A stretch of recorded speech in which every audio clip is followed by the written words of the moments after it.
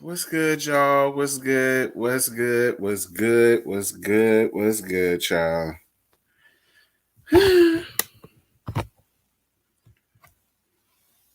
What's good? Y'all come on up in here, child. Y'all come on up in here.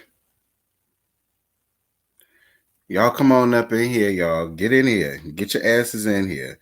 Where everybody at? Get your asses in here. Child.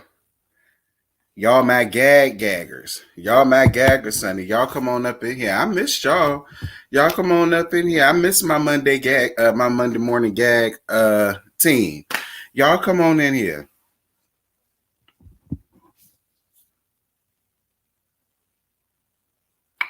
Ooh, I forgot to do my due diligence. But then again, I shouldn't have to get up here and say nothing because I made it known last night in the live. Not to mention, we always do this. So, you know. But y'all, I'm gonna tell y'all something. I miss y'all. Where y'all been? Y'all my people, sonny. It's been too long since you've been gone. Feels good when I'm with you. I miss you. Come back. Well, maybe not come back home because some of y'all pissed me off in the damn comments. Y'all better not show up down to my doorstep. You might get cussed out or get a skillet to y'all back of y'all damn head to knock some sense into you bitches. Because a lot of y'all got on my nerves last night. Caping for Kenya. I don't know where all you Caping Kenya hoes came from. Now, last season, all right, when I was getting Nene Bullwinkle looking ass together and Portia old piggyback paperback ass together about how they was treat Kenya, I was on Kenya's side. The same hoes was mad when I was on her side that got issues with it now that I'm running down on her. I don't understand you bitches. I don't know what to tell y'all. I mean, look, if y'all can't see what I saw from Kenya last night, then you know, hey, hold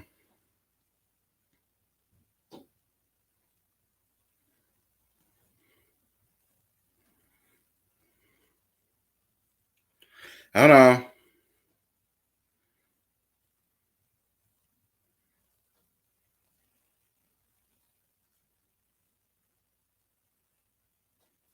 Oh, that's cute. I like that. Oh, my bad, y'all. I just found something new that they added on Instagram. My bad. I'm here, y'all. I'm trying to put the word. I normally do this beforehand. I normally do this beforehand, but I don't know. It escaped. It escaped my mind.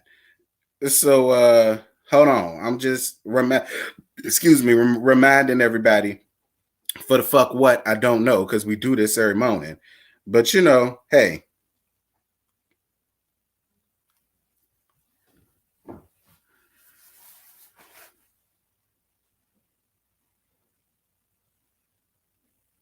Y'all come on up in here. Come on up in here. I'm trying to wait for some more people. Don't worry, I'm about to drop down in the comments in a few seconds. So y'all relax. I'm about to say hey to everybody. I'm just putting the word out. My bad. Y'all know normally I do this like 2 hours ahead of time, and then y'all just be up here waiting, rushing me to get up here. But I don't know where my head was this morning. I'm sorry.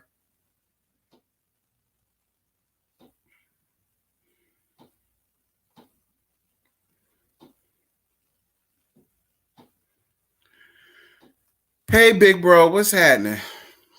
Happy Monday to everybody, y'all. Y'all come on up in here. Late start, but oh well.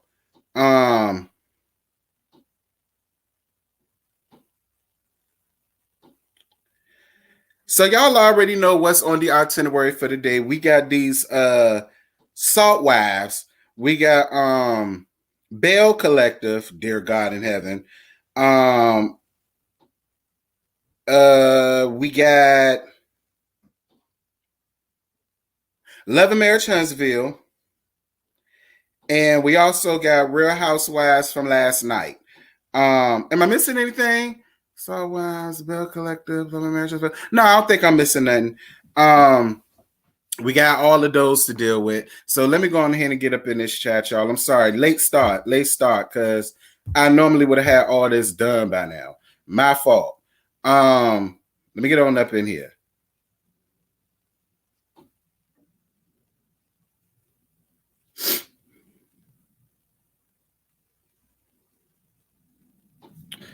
Let's see who's in the chat. Y'all come on up in here. Y'all already know what to do. The ushers is going to seat y'all properly. Make sure if you new, you stop by the foyer and go on ahead and get you a worshiper card and put your name on it. Whatever you want us to call you, that's what we're going to call you. Let the ushers seat you and greet you in properly. If you should have to leave in the middle of this sermon, make sure y'all walk down the side aisles. I don't want to see none of you rickety bitches walking down my center aisle throwing me off. I don't want that. What's good morning, short stack sis? Good morning, Urel. Hey, CC Freak. Hey, Sherry. Hey, Tiffany. Hey, Rose. Hey, big bro. Hey, Stephanie. Hey, P. Hey, April Morgan. Hey, Ann Plush Bunny Arthur. Hey, Rose D Williams, what's happening? Hey, Electra, what's good, sis? Hey, Blissfully Single Bean. Hey, Carla. Hey, Tina. Hey, Nakasha. What's good, boo? Child, y'all in these names. Hey, S. Collins. Hey, Sierra. Hey, Danielle. Danielle, that's an interesting way to spell Danielle. I never saw that before. That's actually cute. Hey, Sierra. Hey, Denise. What's good? Hey, Carla. Hey, R. Nicole. Hey, Walt Yale. What's happening? Hey, Corey. Hey, Wanda. That better not be Miss Wanda because you finna get the business. Hey, Frida. What you say? Please gag less on the Salt Wives. Huntsville only 5 minutes on repetitive born Real Housewives of Atlanta. Why? Y'all ain't got nothing better to do. Y'all ain't got nothing better to do. Hey, Scotty. If y'all did not wish Scotty a happy birthday, please go do so now. I'm glad he made it back safe because I already know the roads were slick and, it was ice all over the place. The Lord knows that anything happened to my little brother, I would have went right along with him. I'd have been just like this here. So y'all definitely go to wish him a happy birthday and let him know how glad y'all is that he got back safe and sound. What's good, y'all? What's good? What's good, TH? What's good, Tiffany Nicole? Hey, Niecy. What's good, sis? Shout out to my sis, Niecy Dixon. If y'all don't know her, I don't know why. Y'all must be living under a rock. So, if y'all never seen her before, I don't know why. Definitely go on ahead and head over to Niecy Dixon, honey. Tell her I sent you. She go treat you right. She gagged the same way I do. All right. Now, she a little bit more lenient, but she gagged the same way I do. What's good, Destiny? What's good, Tiffany? What's good, Carla? Child. All right, it's 73 people. All right, let me go on ahead and timestamp this so we could go on ahead and get the show on the road. So we could go on ahead and gag about these. So we go ahead and gag about these no good ass salt wives.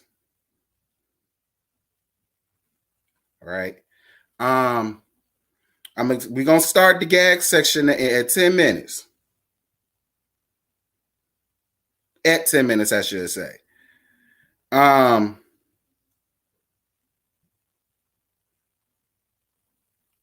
right.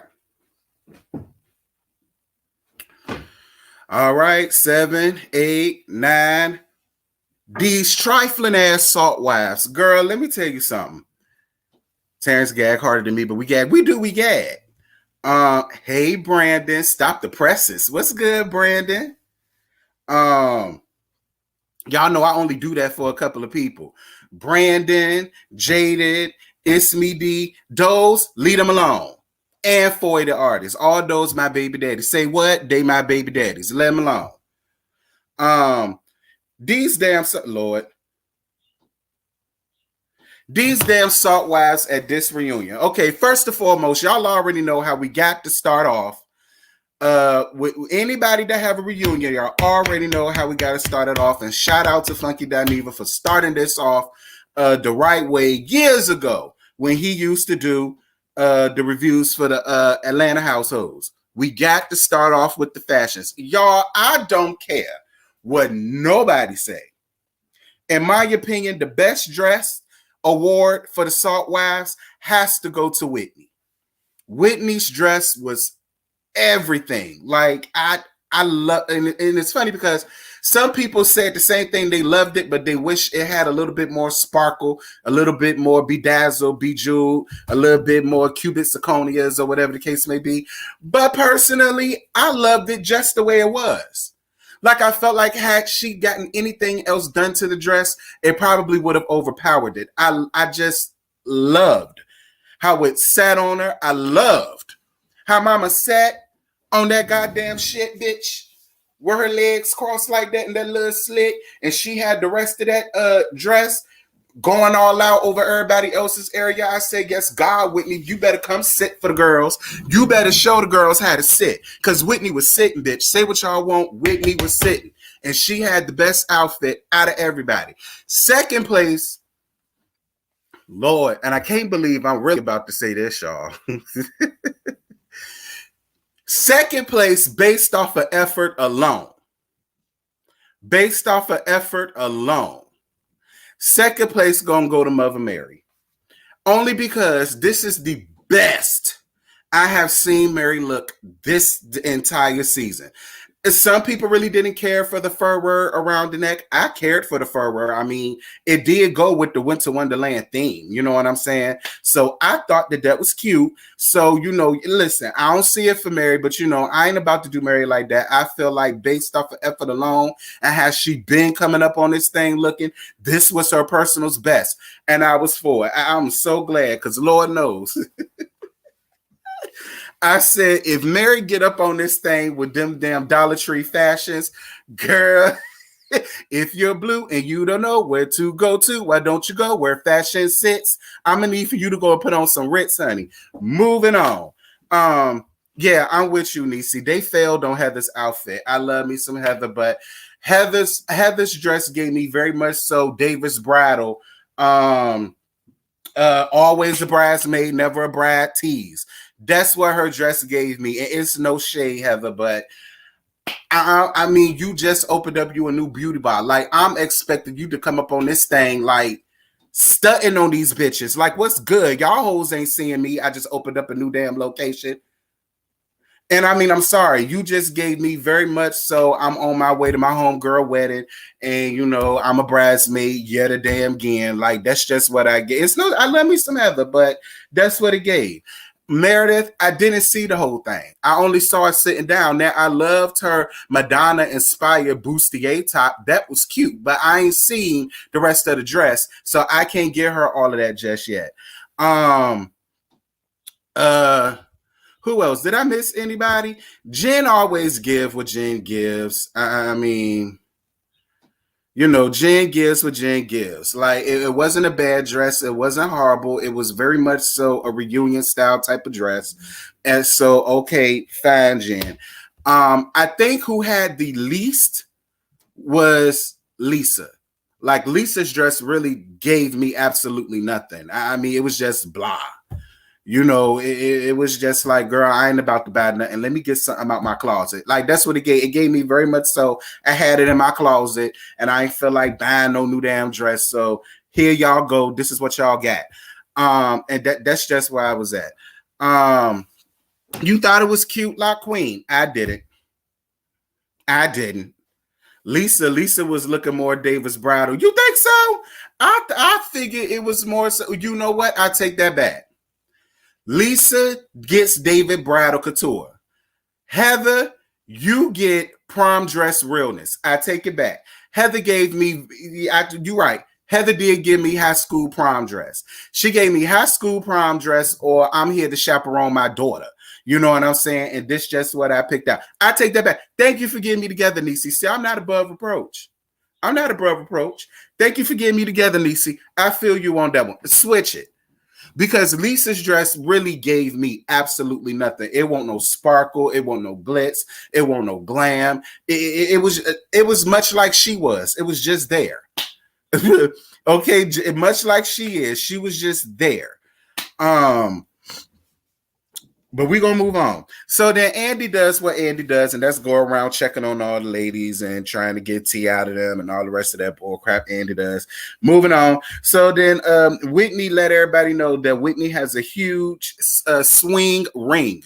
And Whitney, you ain't need to tell us that. I already knew that. Listen, I already been saying Mormonism ain't nothing but a big ass cult. So it doesn't surprise me that y'all got a big ass cesspool around there. Like, I believe every word of what Whitney had to say. And I'm gonna tell you something else. I also believe Lisa attended some of them damn swingers too. That's why she's trying to walk around here and throw so much salt and shade. And she's trying so hard to be so prim and proper and be on this perfect Mormonism type bullshit that I ain't here for. So then Meredith checking Jen about Brooks and his tight ass fashion line. Meredith, I'm sorry. Brooks ain't nobody's fashionista nowhere around town. This is something that you just threw together to make it make sense as to why Brooks is here. You should have thrown Brooks' ass back into motherfucking school like any other responsible parent would have done. He had no reason to be up here up on this thing. He wasn't interested. Nobody wanted him. Nobody need him. This is about you, not the Sharon. So I'm sorry. I'm not here for Jen, but Jen won't wrong what she said about him and them tired ass tracksuits that y'all just went copied and pasted some shit on it. And then because of you being you and you knew the people, and the woman said, all right, girl, you know, you my friend. That's like my little nephew. Fine. I'll squeeze.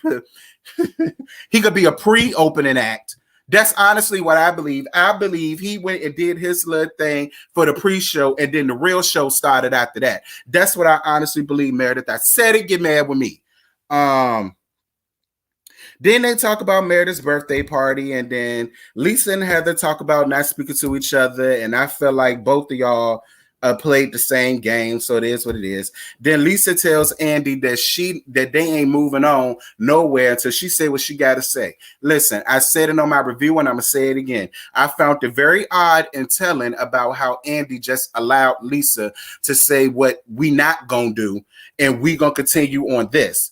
And I just found that weird because I still feel like had it been Nene or Latoya or Kenya or Candy or Robin or Giselle or Monique, had any of them did that, he would have got them together nice nasty. He would have reminded them that this is his show and they are all here because of him. He'd have found the way to try to get them together nice nasty for doing that, but he just allowed okay.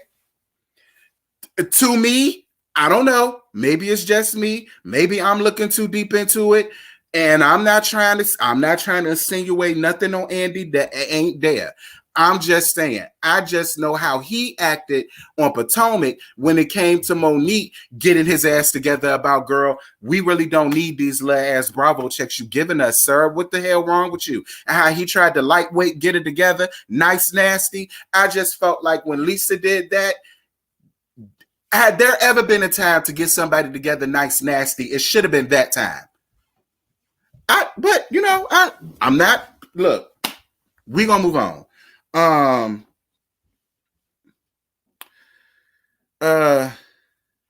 Girl, the fans got Mary ass together.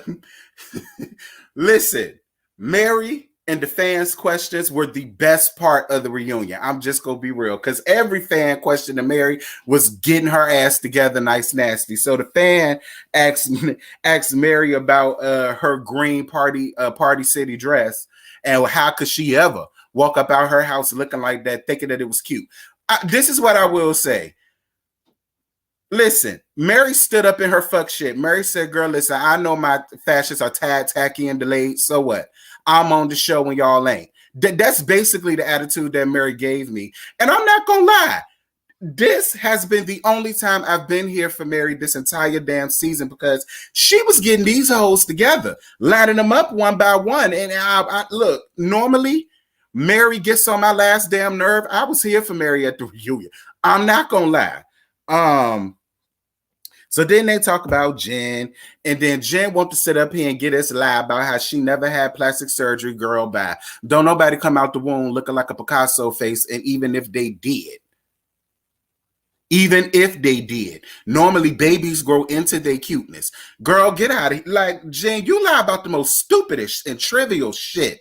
If you had work done, you had work done. I mean, I hate when bitches do that. Like, listen, if you did it, say you did it. You know what I'm saying? And stand up in it.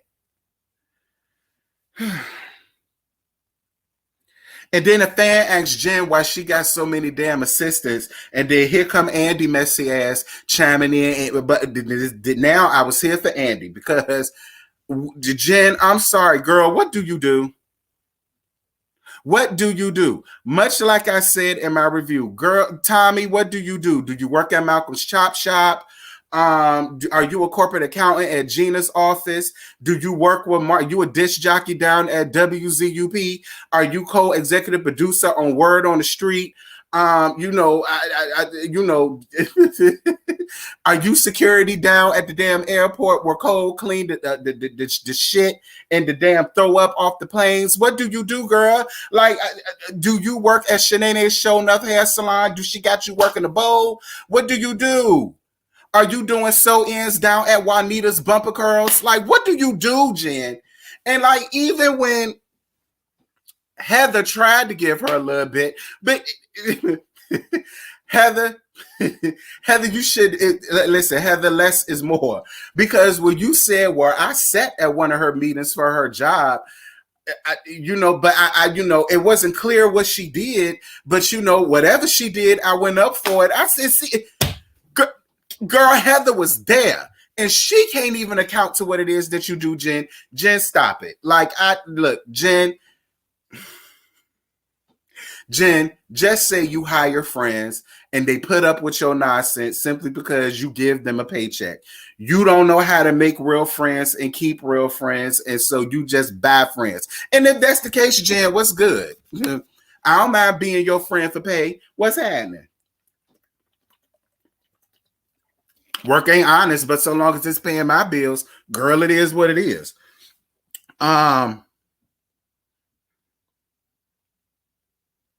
So then Mary and Jen get into about why every time her name is brought up, Jen, runs around like a chicken with her head cut off and all the rest of that shit.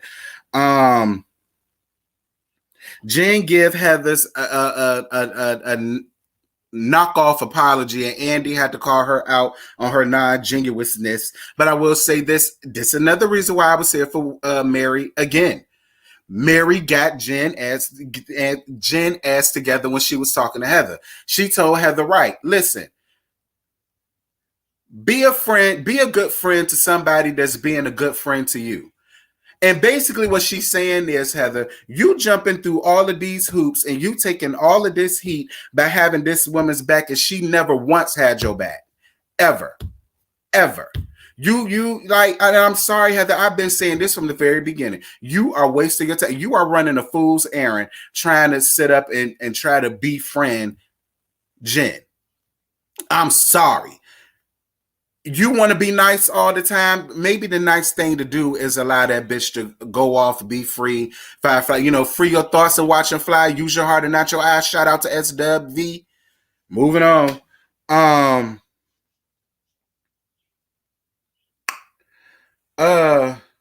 Meredith talks about Brooke and Chloe feeling uncomfortable with Jen. And then the whole subject of white privilege came up because Meredith said that Jen said something about white privilege, and then she put Brooke's name in it. I mean, listen, I don't go up for Jen at all, but I will say this, Meredith.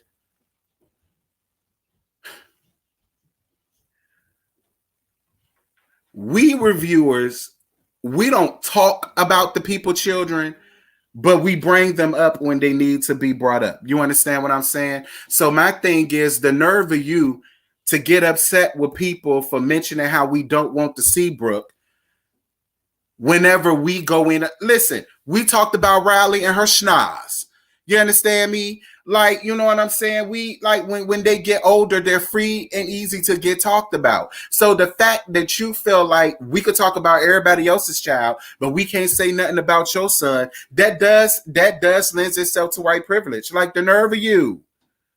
The nerve of you, girl. And it ain't like what Jen said was wrong. We gonna move on. And I'm gonna tell you this too, Meredith. If Chloe and because y'all know she got a daughter, Chloe. If Chloe and Brooks was not around while the cameras was there, they wouldn't have had to worry about seeing Jen's put together cooch. Jen's coochie that's made of clay, because I still feel like her face give me all type of Lord, I hate to do this. Her face give me, I was born Justin, and then I decided to be Jen. That's what her face give me. Her face give me roundaway drag tees. So listen, I don't know why you feel a type of way about that. Brooks is 21 years old. Chloe is 18, grown and gone out the house. Chloe see pussy every day because she look at one. She got one of her own. As far as Brooks go, I mean, Brooks being uncomfortable, I mean, that's a little girl. Personally, I believe Brooks is an A+ gay, and what an A+ gay means, he didn't crawl out the coochie, and he's never been in the coochie. So it would make sense as to why Brooks would feel away. But then again, it's like I said, had Jen been Jeff, her real good friend, and then he was able to see that good meat print, he wouldn't have had a problem. He wouldn't have been uncomfortable. It wouldn't have been no big deal. So girl, bad. Then they talk about Lisa. And then talk about how she balances her care. I'm not getting into all of that. And then they talk about Lisa and her fucked up ass attitude, which I had to agree. Shout out for the Cash Apps, y'all. I'm just now seeing it. Shout out for the Cash Apps. Thank you guys so much. Yada, yada, yada, yada, yada. Lisa, I'm sorry, but Whitney and everybody else was right. Your attitude is for the pits. And it's funny because I said this on my Bring It video years ago when I was getting Diana ass together. You could have the best product on earth, but because you have a fucked up ass attitude, people are not going to deal with it. And Lisa, the worst thing that you could have ever done was get up on this show and carry the type of elitist attitude that you got. Listen, liquor comes a dime a dozen, bitch. Where you been? Where you been? Liquor come a dime a dozen. You may think your liquor is the shit right now, but guess what? A bitch is gonna come out the woodwork down the line, somewhere around town, and they're gonna have a much better product than what you could ever give. I mean, I'm just saying.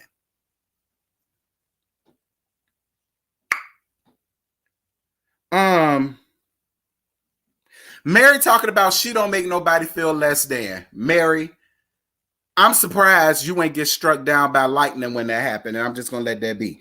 Whitney tells it, girl, I don't know where listen, I don't know what got into Whitney at this part, but Whitney straight up told Lisa that she's rude, dismissive, manipulative, and she's a liar. I said, what? Where has this Whitney been? I told y'all, girl, listen. Whitney out of nowhere miraculously grew more balls than a Spalding factory. I said, where did these balls come from? I was with it though. Get her ass together, Whitney. I was with it. So then Lisa and Heather go head to head, and we're gonna continue that on Wednesday. Okay, boom. There go the Salt Wives. Boom, got that knocked out the way. Now Belle Collective, y'all. Dear God in heaven, Belle Collective. First of all, first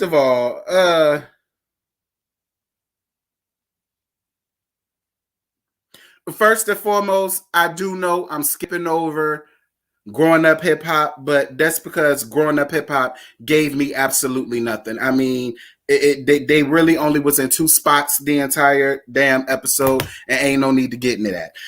Belle Collector, first and foremost, shout out to Kaylon, honey. Kaylon came up under my on my Instagram, liking my pics, liking the 2 pics that I did for Belle Collector. I don't know what's going on, what's in the water, but it's obvious that they watch us. Shout out to you, Kaylon, and I don't care what nobody got to say about you, sis. You are right with me, because I do not believe that your ass is a racist. So then the argument continues between Kaylon and Morocco Mo, and then Kaylon leaves.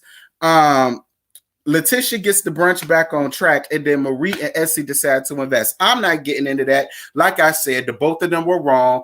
Morocco Mo had no business butting her mouth into anything that they got going on. Like it wasn't her shindig, it wasn't her gig, it wasn't her brunch, it wasn't her event. She was a patron like everybody else. She should have set the fuck down and shut the fuck up, because the conversation could have been had.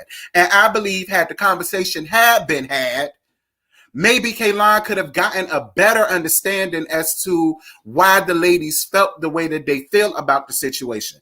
That's how I honestly feel.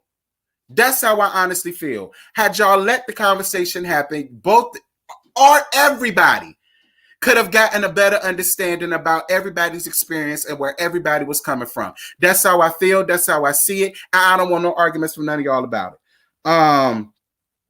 Now, as far as Marie and Essie, as far as Morocco Mo and Essie, because I like Essie. I do. I gave Essie a little bit, but I like Essie. Essie know how to take one under the chin, and that's why I can rock with Essie. Morocco Mo, that's what I call Marie, just that I Morocco Mo. It was kind of dry, CC Freak. Listen.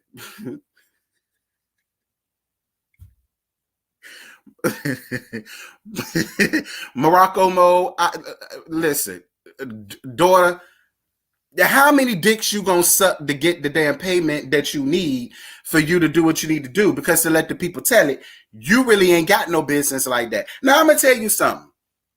I said in my review, maybe we all got you fucked up in the game, because a lot of people was telling me they went by your place of business and it was a for sale sign. And I said, maybe we all got you messed up in the game, because maybe you got a much bigger place somewhere on the other side of town, and we all got you messed up. And somebody came up under my comments and said that that was true, that Marie's office is not there where they filmed no more, that she did move to another location. That's what was said. And listen, I don't live there. I don't know. So I'm going to listen, the people told it.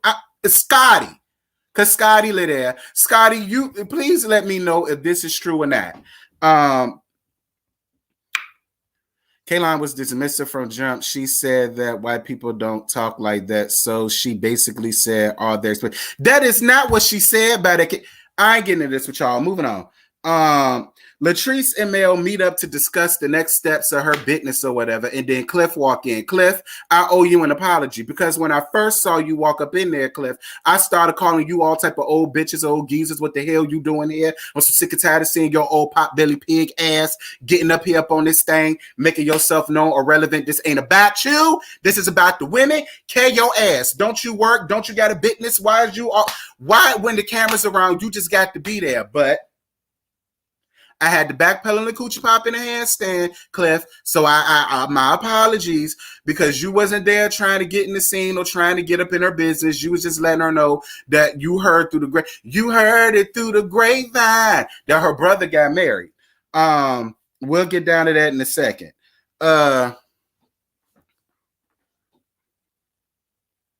Glenn coming home from work, y'all.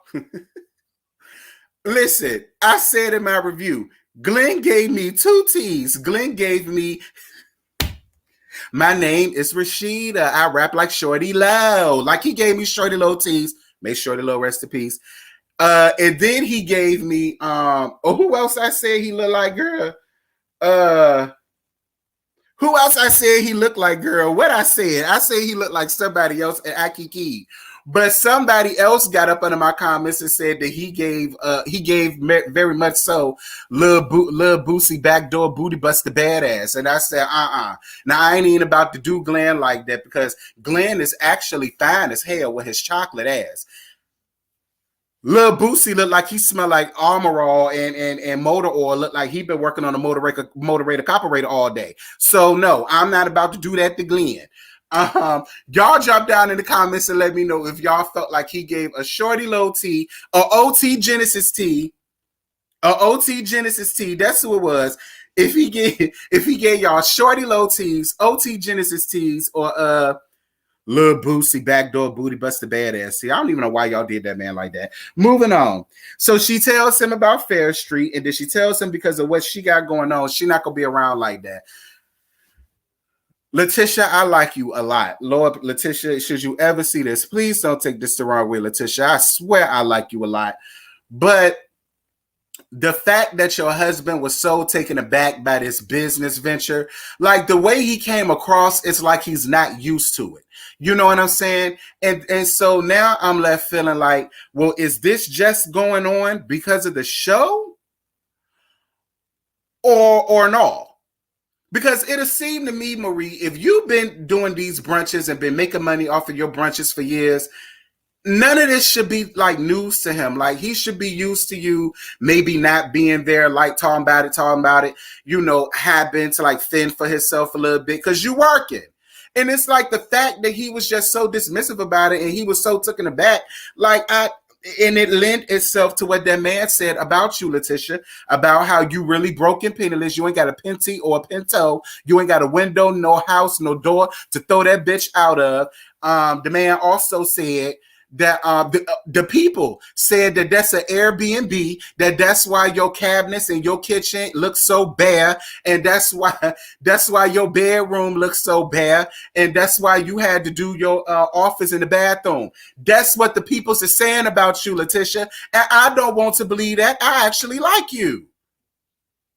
But I ain't gonna lie, that Airbnb thing made sense as well, because you living in it. Listen, that type of household is like a Dyson vacuum household, or a Shark Navigator household, or an Oric household, or something like that. Girl, this y'all, this man sitting up there vacuuming just the bedroom using a cheap ass $35 vacuum cleaner, Bissell vacuum cleaner from Walmart, and I maybe that's their real vacuum that they got from their real damn house, and that they felt like since he back home and he gonna be there like that, like they just used it for a gag. I'm just assuming that's what it is. But we gonna move on yet again. So Kaylon going to see Dr. Antoinette, and then they talk about what happened down at the place, and the legendary and incomparable Dr. Antoinette felt like they wasn't talking about her personally. They was just sharing their experiences, so she could have just tucked her feelings away. And while I understand where you coming from, the legendary and incomparable Dr. Antoinette, and you are absolutely right, because I said that too. At the end of the day, though, I still lay this on your doorstep because I'm just so totally confused.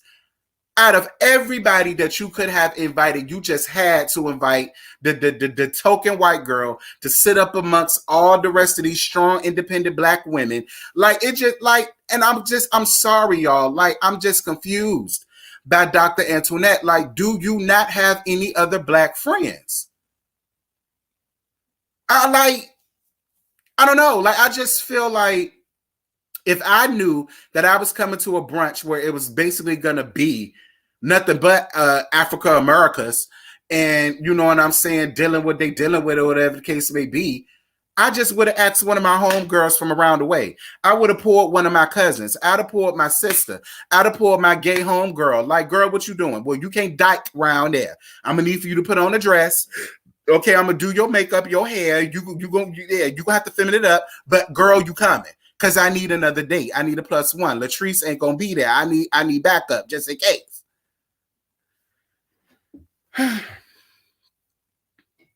You ain't got no other white friends.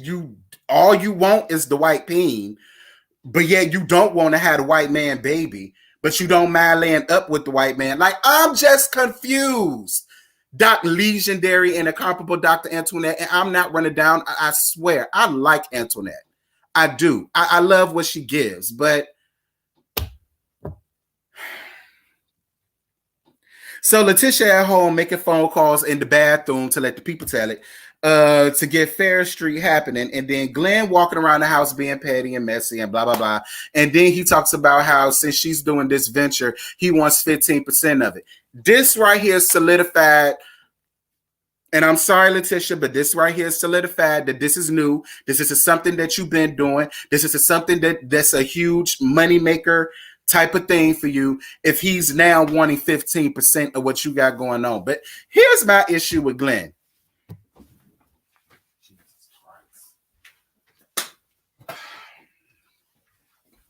I gave y'all bitches a cooking lesson last time. Glenn, you want steak, right?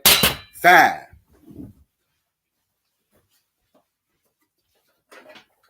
For all you sorry ass niggas that feel like it's always only up to the women and men can't do it, I'm gonna give you an easy way. You get this right here. Shout out to George Foreman. You get the lean, mean, fat reducing grilling machine, right? Get you some steaks. You let them bitches soak until they thaw out or do whatever. You can put them out the night before. That's normally the rich, white, classy-based way to do it. But y'all know us Africa-Americans, we soak them bitches in scalding hot water, or we put them hoes on defrost in the microwave and they let them do their thing. You season, I'm gonna tell you some seasons.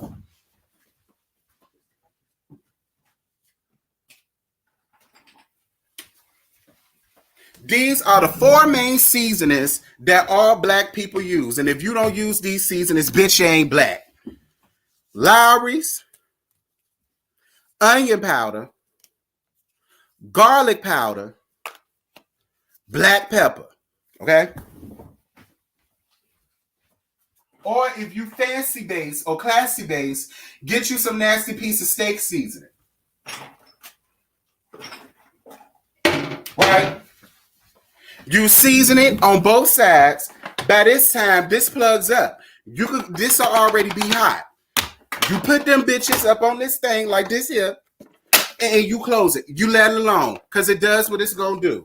There you go with that. And then if you want to get you some onions, you can put you some onions on the stove or whatever the case may be. If you want them to be sauteed, or if you like raw onions, you could just take a raw onion, cut them up, and do what you need to do. Then you get you some broccoli. I ain't got no broccoli. But you get you some broccoli. You get you a steamer pot like this. Okay? Fill this up with a little bit of water. You put this on top of here. Right? You put your broccoli on the inside of there. Right? And then you put your lid on. I personally like my vegetables a little bit crunchy. I don't like it mushy or whatever the case may be. You cook broccoli long enough to where you can stick your fork through it. When it's long enough to where you can stick your fork through it, it ain't too mushy or whatever the case may be, then you good. Then you get you another pot and you chop you up some red potatoes, put them hoes on the stove, let them boil, okay, till they get soft. You chop them up, uneven pieces if you want to, or you can mash them up, do whatever you want to do, season them hoes up, put some butter in it, and there you go, Glenn. That's your steak dinner with potatoes. That didn't even take an hour, mainly because of the George Foreman.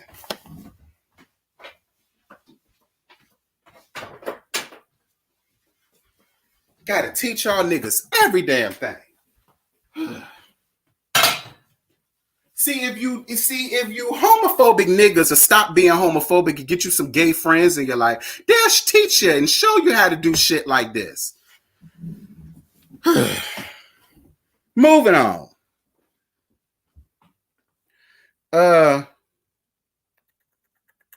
One more thing. Letitia, like I said in my review, if I find out you gave that man 15% of your business, I'm going to punch you right in your face. And no, that's not a threat. That's a promise.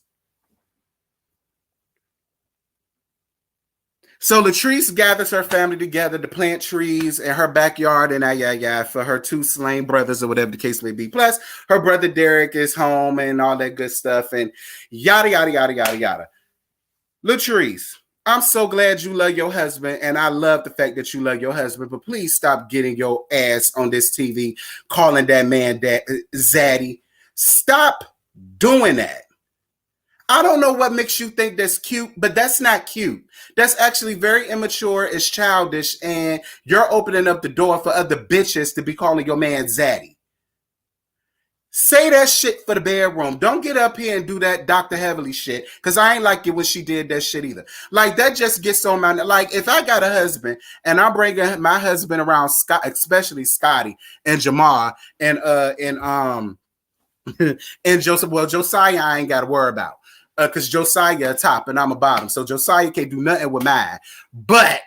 like, when I bring my man up around Scotty and Jamar, well, not Jamar, because Jamar a top too.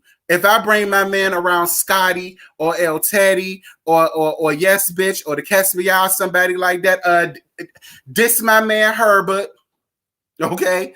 This my man Herbert, the girls, Herbert. All right, Herbert, go about your goddamn business. We don't need you around here. Go do something. Go busy yourself. Stop getting up here calling this man zaddy. Like that, you introducing him as that. I'm like, what the... So then Latrice talks to him about this whole Belinda thing. Girl, y'all got me together in my comments. Because I called the lady Patrice. I thought the lady name was Patrice. Hold on.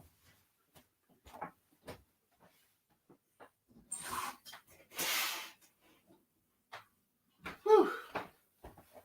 My bad, y'all. I got hot as hell in here. Jesus. I thought they said the lady name was Patrice. And then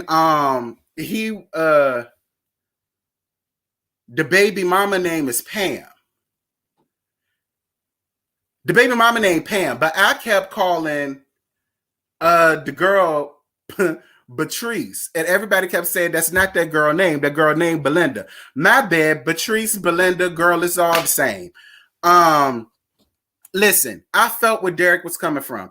Derek was like, the reason why I don't come around is because y'all making my new girlfriend uncomfortable simply because y'all can't get over the fact that I found somebody new. And that's what happens in a lot of families when somebody has been together and rocking together for a long time and y'all got kids by them, and then y'all break up, and then all of a sudden you have a whole new girl to get to know. That normally happens. But I was here for the brother for standing his ground. I'm not about to be nowhere where my girl feel uncomfortable. And if that means that I got to stay away from y'all until y'all finally get a grip and learn that I've moved on, then that's just what I said. Yes, God, brother, I was here for the brother in that moment. I was. If he moved on, y'all need to move on. Times change. He not with that woman no more. That relationship is done for. Y'all need to go on ahead and just fall in line. I was with him on that. And that was the end of Belle Collective. Bum. Got that out the way. Girl, we speed through these. All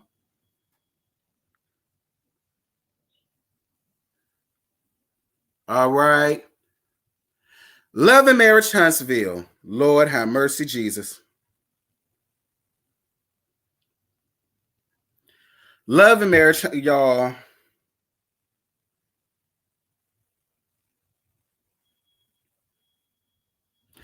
Love and Marriage Huntsville.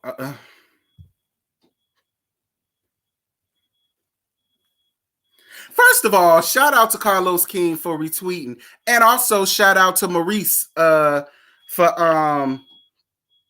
retweeting and hearting my post too. Definitely shout out to. Glad to know y'all watching. Love and Marriage Huntsville, y'all. Dear God in heaven.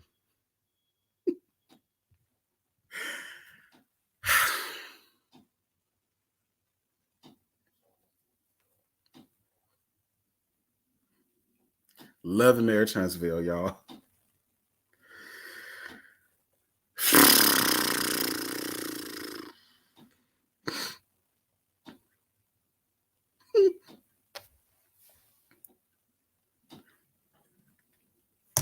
I'm going to try to get through this review as calmly as possible.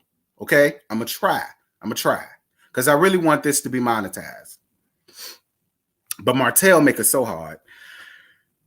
So bitch ass Martell and his ugly ass uncle go down to shop for suits, and then they set up and talk about how the kids are dealing with what they got going on, and he wants to hurry up and get the divorce over with so Mel won't take everything business wise because she was the one who put everything out on Front Street.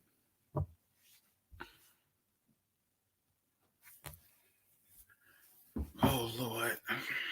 Kill me now. Kill me now. Kill me now. Kill me now. I said I was going to get through this without cussing these people out because I want this to be monetized. But every time I talk about bitch ass Martell, I just always seem to just... Hold on, y'all.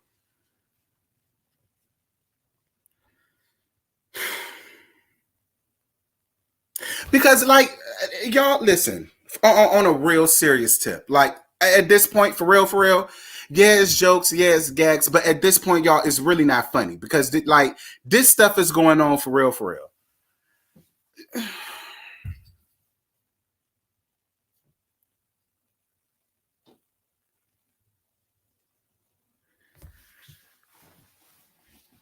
So Jalen and Maurice are at the office because y'all, I'm about to take flight, and I really want this to be monetized. I'm gonna come back to that. So Jalen and Maurice is down to the office, and Maurice talks to him about his goals and what he should do now that he's in school. Listen, Jalen is going through what a lot of people go through. All right, just because you in school, you do your internship, you don't always get hired. So now that you're out of school, most of us be in that slump. Okay, what now? You know what I'm saying? And I think that's just where he's at now. You know what I'm saying? I'm thinking he's at a point where he's just like, okay, all right, school is done. That's good. That's great. Now what do I do? You know what I'm saying? Because I feel like he's being pulled in so many different directions. And I would love for that young man to like really just stop, take a breather, and really focus on what it is that he wants to do. What I love about Kimmy, I love Kimmy. Now, Kimmy is my most favorite. And what I love about her is she's not allowing her son to just skate by. You know what I'm saying? She's not allowing him to just lay up in the house until he gets it right or until he figures it out. And that's what I love the most about Kimmy. Kimmy understands that she's raising a young black man. And what she not finna do is allow him to fall by the wayside because she didn't do it. She walked across that stage with that baby on her hip when she got her nursing degree. That's what I mean by strong, independent black woman. And that's why I live for Kimmy the way that I do. And that's why I'm on Kimmy's side when it comes to this. Listen, we all work odds and ends that we absolutely hate. But oh well. Because we got bills that we got to pay. We got to buy food. We got to do rent. We got to buy necessities that we need. All of us has work jobs that we hate. You know what I mean? So I was here with Kimmy. Kimmy was like, I know you hate it, but bitch, you going to keep it until you find something better. Either find something better or you find something in your field. And then you can make the transition from that job to the job that you really want to do. I was with Kimmy on that. I could tell Kimmy was raised by old school because that's the way my mama would have did me and my daddy. That's the exact same thing that my mama and my daddy would have did me. You're not just going to sit up and lay in my house while me and my wife or while me and my husband go out and work, make ends meet all day, all night, and you just laying here in your drawers counting the days trying to figure it out. No, that's not what you're going to do. And I was all here for it.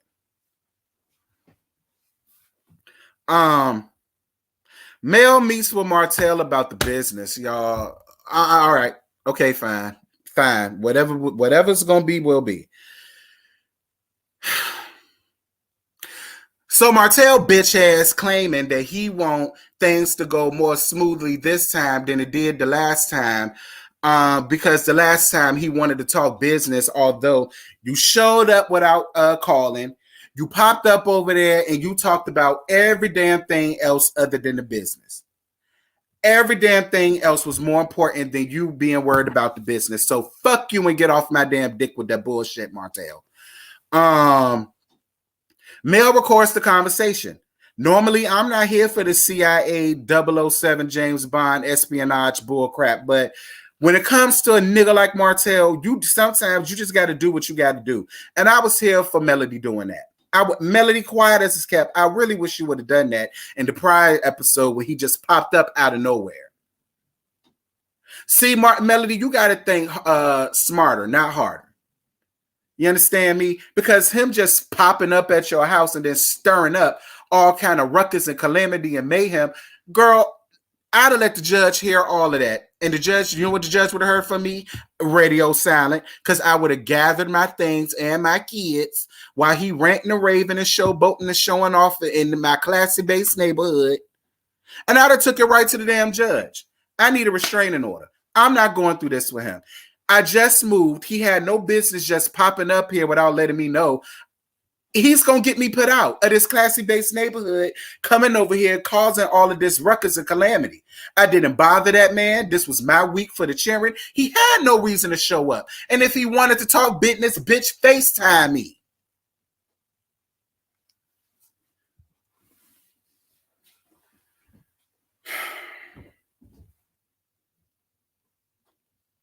Lord, we ain't even made it to whatchamacallit.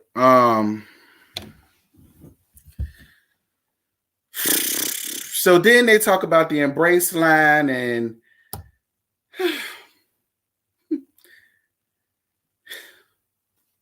then they talk about the embrace line and he's talking about how she's taking away the 15% from him. And then she's talking about how she's just going to dissolve it. And Mel, I feel like that's stupid as hell. If he ain't signed no contract, you don't have to give him 15% of that. Girl, Mel, quiet as it's kept. I wouldn't have even had him involved in that from the very beginning. That's your stick.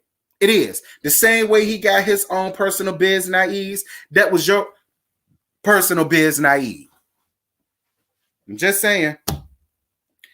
And then Martell, oh God, y'all listen. And I said it in my review. I understood what my sister BB was saying.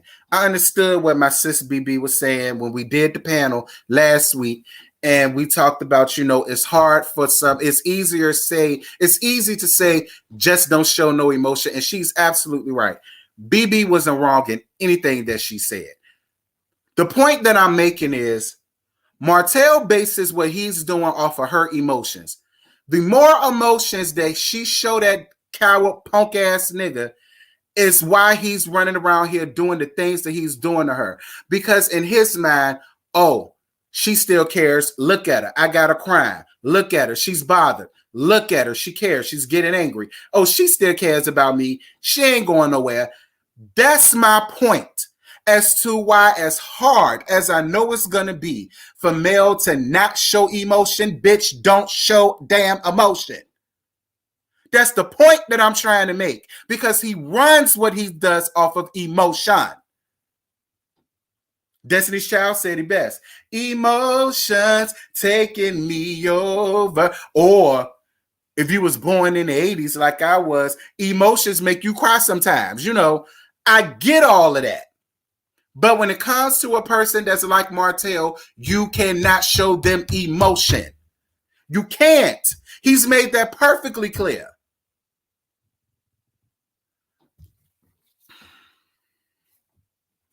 But listen, Martell ain't meet the right bitch. Because Lord, no, I couldn't have been Melody. Ooh, Lord, I couldn't have been Melody. Y'all just saw me on the episode of Snap. Couldn't have been me. So then Letitia goes to see Destiny. I must say this, Destiny, I'm digging you a lot this season, because last season you gave me absolutely nothing but being all up the host's ass, and I want you around me. This season, I see it for you, Destiny.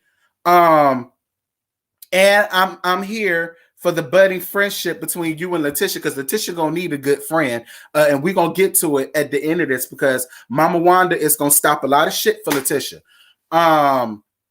I'm here for it. I'm here to see the friendship. I would love for them to be friends.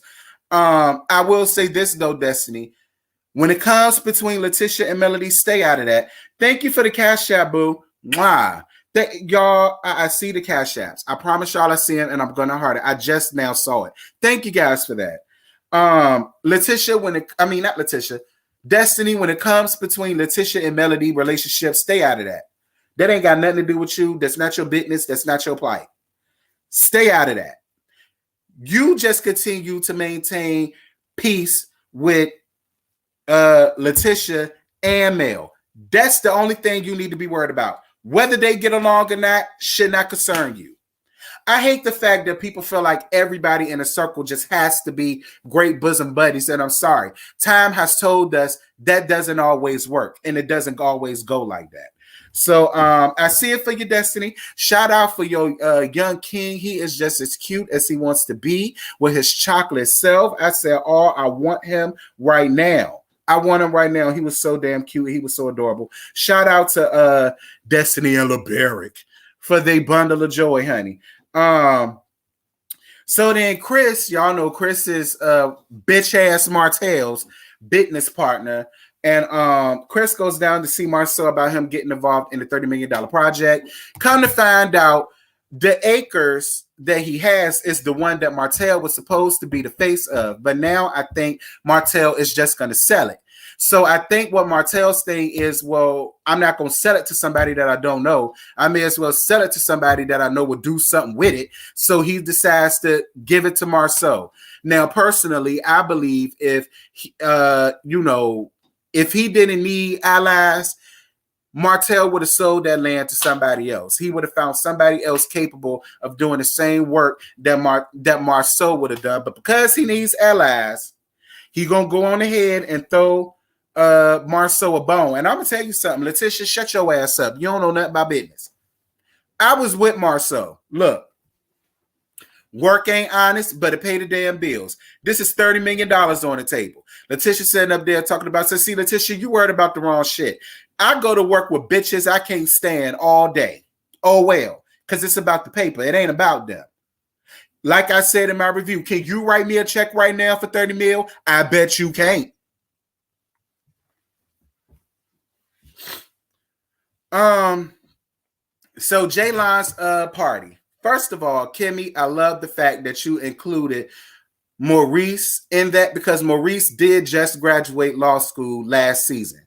Well, you know, the first half of this season, he graduated law school. So I loved how she not only incorporated her son, but she also incorporated her husband, because they both did the damn thing. And that's another reason why I love Kimmy. And shout out to Jalen. Shout out, Jalen, go get himself together. First of all, Melody's outfit, everything. I loved Melody's outfit. I loved Melody's outfit. I loved it. I loved it. I loved it. I loved the outfit. I loved her wig. The makeup, all of it. I loved it. Melody has a new attitude, and I'm here for it. She gave.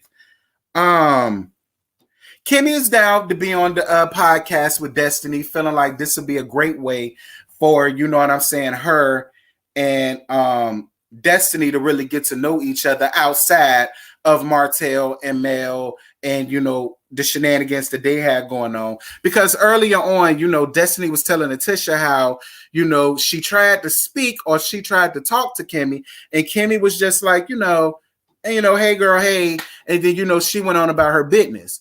And so I'm glad that Kimmy is taking the adult approach of saying, listen, I ain't got no beef with that woman like that. It was just a misunderstanding. Since we're going to be at a podcast, it's going to be me, her, and Letitia. Now, that's the perfect time for me to be able to hear her out, see what she's about, this, that, and this. So I was here for it.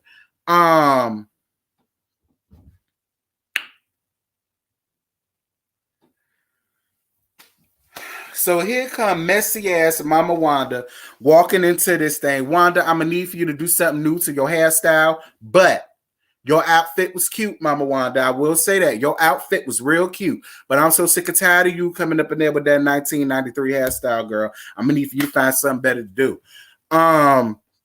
Then she come up in there, and then bitch ass Martell decides to show up. And then when he comes, Mel was over it. And Mel said, all right, girl, I'm about to go on ahead and go. And so then that's when Mama Wanda decides to be messy and go up to Mel and be like, oh, Mel, I'm so sorry this happened to you. You're a beautiful woman. You can have anybody that you want. And I was just confused because last season, the same shit was going on and she had no grace. for Melody. So I'm just totally confused as to what changed from the first half of the season to. Hey, it's me, D. How you doing, baby? I won't go miss you. Right, CC Free. I'm so sick and tired of that hairstyle circa 1993, girl. Get you something new. You got a new outfit with an old hairdo. Girl, I know you lying.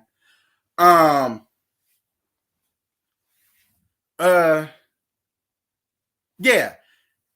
She had absolutely no grace for Melody last season, and the same thing was happening in. She had no grace for her, so I would love to know what changed. Ain't nothing changed. You want to be Carlos King puppet or somebody else around there puppet. They tell you to do something, and you just gonna go and do it. That's what that was, y'all. Listen, personally, I believe Wanda really ain't like that in real life. I don't. I believe that they picked the perfect person to do these strings because Wanda just loves to be on TV. I don't believe Wanda like this in real life. She just want to be on TV. That's all this is. And if this is what she got to do to stay on TV, then that's just what she gonna do. I mean, you know, hey, get it how you live, Mama Wanda.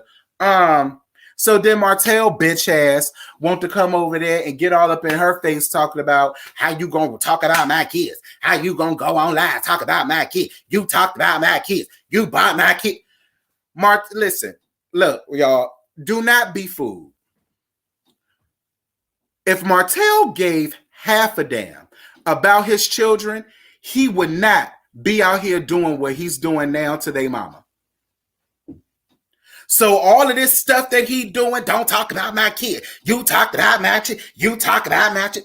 All that shit he doing, he running a fool's errand because a man that gives half a damn about their kids would not constantly dog their mama out on national TV to where they have to see their mama crying all the damn time, all because you just can't accept the fact that you fucked up the marriage. Martell is on a rampage to ruin this woman's life. That's the mother of your children that you claim that you love so much. They love their mama to death. Do you hear me? How do you think it makes them feel to constantly see their daddy putting down their mama every damn chance he gets, and then they have to be the ones sitting around there listening to her cry or watch her cry? Probably have to wipe her damn tears, but you getting your stupid rickety raggedy ass up on this thing trying to act like you give a damn about them kids? No, you don't. No, you don't. Because if you did, you would be a shining example of what a man is supposed to be and how a man is supposed to take care of his home and his wife for their son. And you will be a shining example of what a man is supposed to be to your damn daughter. So get the fuck out of my face with that bullshit, Martell, because I'm not buying it.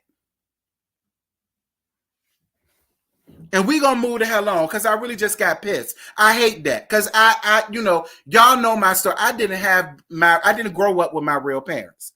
My great aunt was my mama. You understand me? So shit like that, it crawls under my skin. I don't like that. That pisses me off. Don't get up here now and feel like, oh, because I went off on Mama Wanda because she talked about my kids, I'm the perfect dad. Get the fuck out of my face.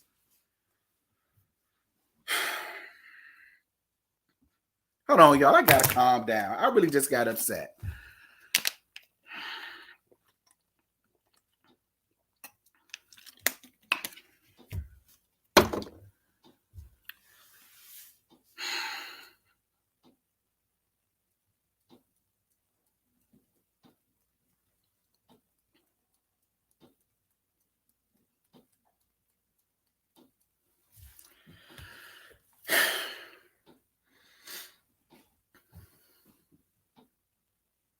And that's the end of the damn episode.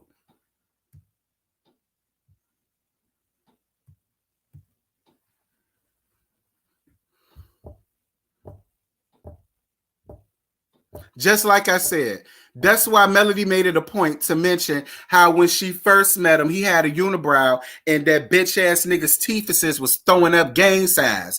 Like I said, he had all the gangs in his teeth, all of the gang. And it's fucked up. And I believe every word of it because we all saw how his daddy teeth was. I believe every word of it. He had the Crips throwing signs, the Bloods throwing signs, the MS-13s throwing signs, the Hells Angels throwing signs, the Black Panthers throwing signs. Oh, one more thing. Listen, Wanda, you called him a bitch first. I won't mad at him for calling you one back. I mean, and that's just how I feel. And then somebody got under my comments and said, oh, you don't mind cussing out old people? No, you don't mind cussing out elders? Wow. No, the fuck I don't. No, because old people feel like because they carry around an AARP card, Jesus was their driving instructor, and St. Peter was the principal down at their high school, that they could walk around saying whatever the flying hell they want to say up out of their mouth to people. And I ain't the one. I may not be as grown as you, but bitch, I'm still grown. And you not going to talk to me any way you see fit and think that I ain't going to say nothing to you. No, ma'am, no ham, no turkey. It don't work that way around here. I said what I said.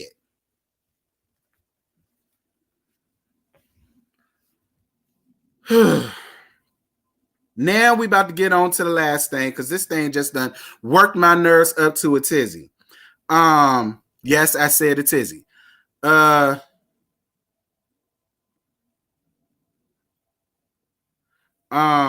Child. Real Housewives of Atlanta. This is the last thing, y'all. Whew. Girl, I gotta calm down.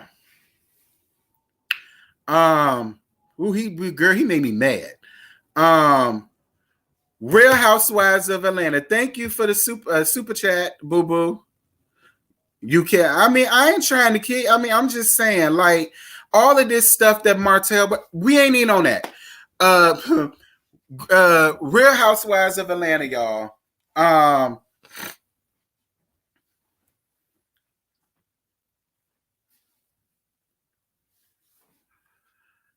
This was season 13, episode 9, the hostess with the leastest. Y'all, all of the King of Stands, y'all go on ahead, get mad, get upset now. Y'all like this video up. I ain't even say that. Hold on. While I get my disclaimer on Kenya, let me see how many likes is in this damn thing. All of you Kenya stands, you Kenya fans, I'm telling you right now, this might end up being another Martell moment. And I got a feeling that so many of y'all gonna get upset, which is fine. I'm advising y'all to leave now. It's 212 of y'all in here and 103 likes. Get me up to 200 likes if you can. Thank you.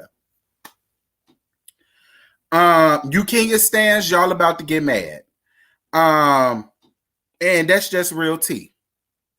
I ain't had no date, it's me D, unless it was with you. So the episode starts with Marlo still trying to befriend Kenya. Why? I do not know. But Marlo full of shit. Kenya full of shit. But I'm going to say this. Maybe not. Because is it at least fair to say MasterCard is just tired of beefing with the same bitch season after season? Can we just say that she's just tired of arguing with the same hoe 24/7, 365, and maybe now at this point, Marlo was like, damn, can I find somebody new to argue with? Does it always have to be me and you? Can you find somebody new to argue with? Does it always have to be me and you? I think that's where Marlo was coming from, but I don't think friendship got nothing to do with it. Candy getting annoyed with Kenya. I was with Candy 1,010% because Candy was absolutely right for what she said to Kenya. Kenya, you was wrong as fuck. And I'm sorry, I do believe that you do use you don't have a village or you don't have a family or you don't have friends as an excuse. I'm sorry, but I do have to agree with that. I do. And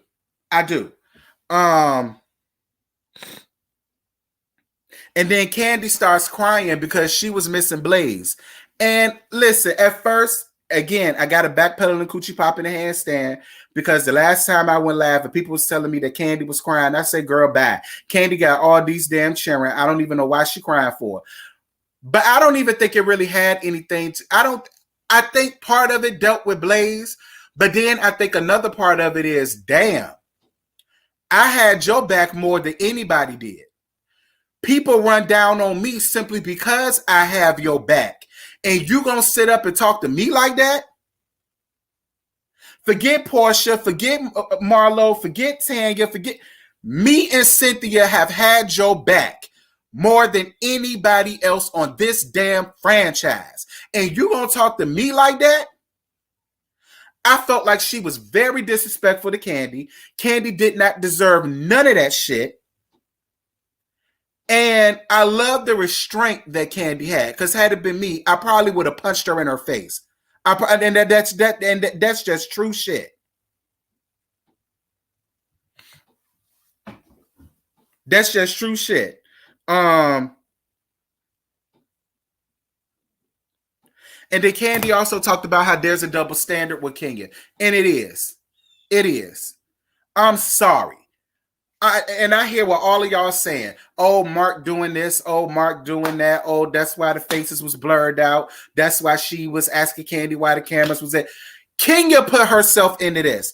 And I'm going to tell you why. Kenya ran down on all of these women in one way or another.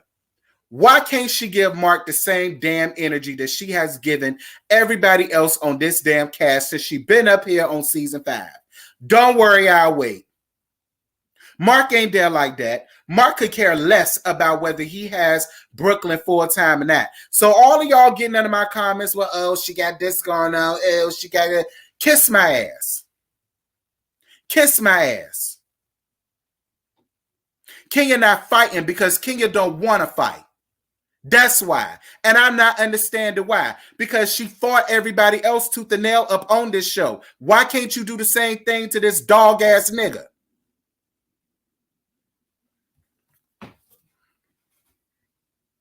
So then Portia talks about Breonna Taylor. I'm not getting into that. Candice let the lady know that she bought the dungeon from her house down to the Isle of Palms, and she also bought Bolo. I mean, I'm with it.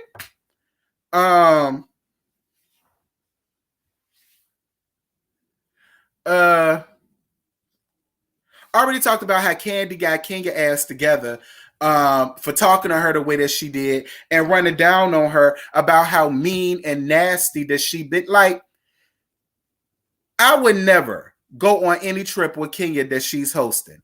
I would never do it because I had to agree with Kenya. Like, first of all, you sitting up here jet setting with a bitch that's not your damn friend. Second of all, you got us sitting up here. Thank you, boo, for the cash apps.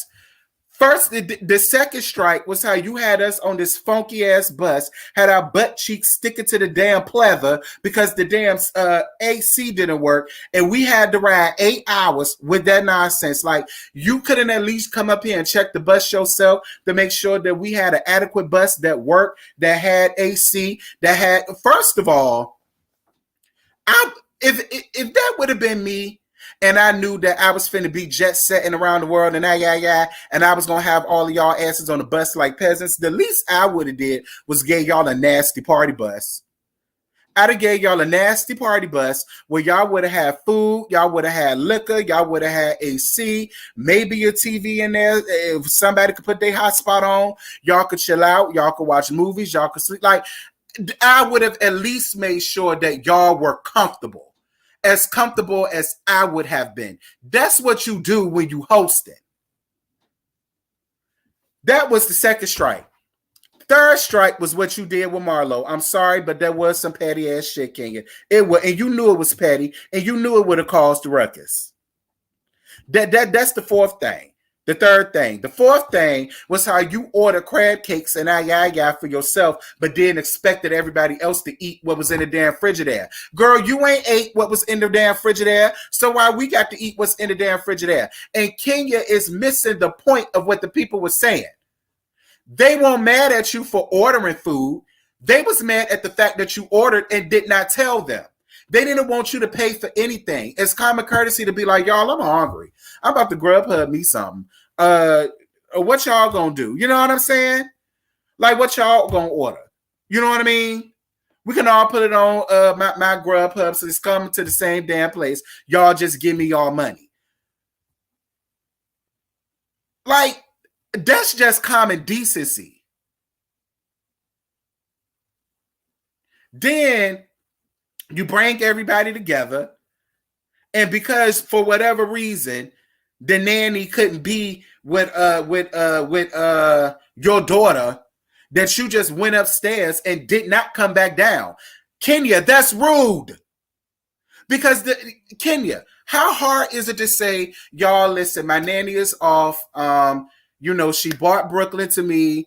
Brooklyn is tired, you know what I'm saying? Like, I'm going to be upstairs. I'm going to lay down with Brooklyn until she goes to sleep. When she goes to sleep, then I'll come back down here and we can kiki and fool-la-la and do whatever adults do. How hard is it to... So, Kenya gives the ladies a dry-ass apology that wasn't backed up by anything, which leads me to what I said again. That wasn't an apology. It was more so an excuse more than an apology, if anything. I did, like I said, everybody goes, but she apologized. An apology and a sincere apology are two totally different apologies. Anybody can apologize. Only few people know how to give a sincere apology. And what Kenya gave was not a sincere apology. She apologized just so that she could say, but I did apologize. But bitch, no, you didn't. That's not an apology of what you gave.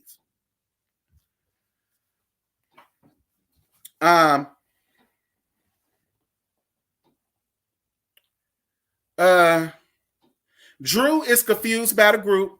Me too, Drew. Moving on. Portia cries about the Breonna Taylor verdict. I'm not getting into that.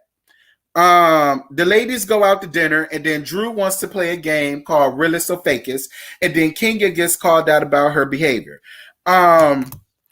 This is what I hate that Kenya does. Whenever somebody comes to Kenya as a woman and try to get her to see things in another way, this is what she does. You're attacking me. Why are you attacking me? You're attacking me. You're buzzwords that I hate. You're attacking. Why are you attacking me? Bitch, nobody attacked you. She called you to the mat for the despicable behavior that you've been displaying since this damn thing started. She didn't out you out. She didn't cuss you out. She didn't yell at you. She didn't even raise her voice above a Janet Jackson whisper. She did none of those things. And then here you go. Because you're attacking me. And I'm not understanding why you're attacking me. Like, and it's always the hoes that sit up and attack everybody else for no reason at all, to when it comes down for the barrage to come down on them and for them to get called to the mat. You're attacking me. You're I wish Drew would have attacked your ass, because I would have attacked your ass for playing me in my face the way that you did her.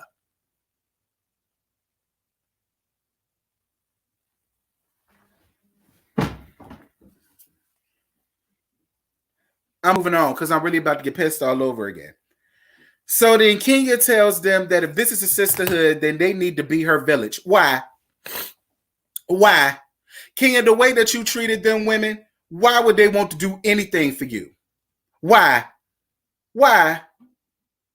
I wouldn't do shit for your ass. I'd have told you, bitch, much like Portia said, Kenya got money.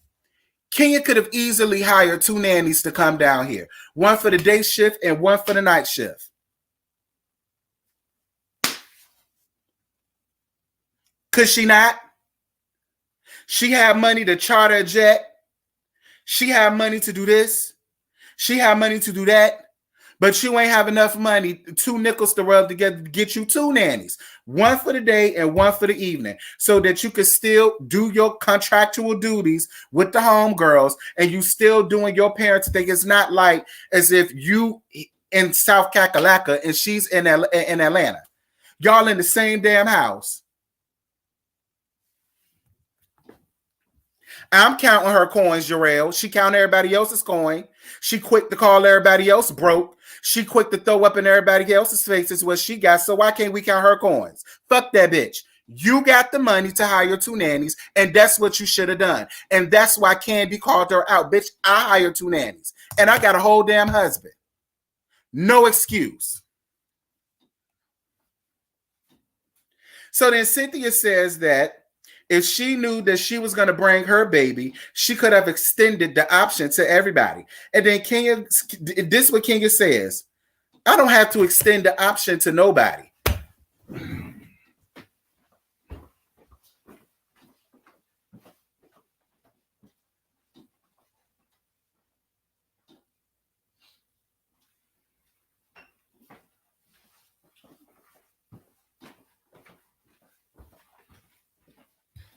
Y'all, that's it for the Real Housewives of Atlanta. Let's go on ahead and I ain't dealing. Let's go on ahead and I'm not dealing. Let's go on ahead and do the less gag portion of this thing, because y'all, I'm through.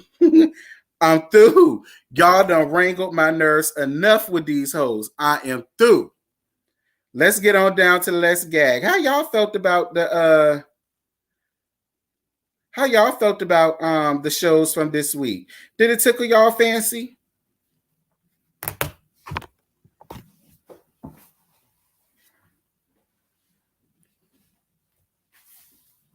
Did it tickle y'all fancies? Oh, let me go on ahead and y'all. Thank y'all so much for the cash apps, y'all. Whew. Y'all, I'm tired.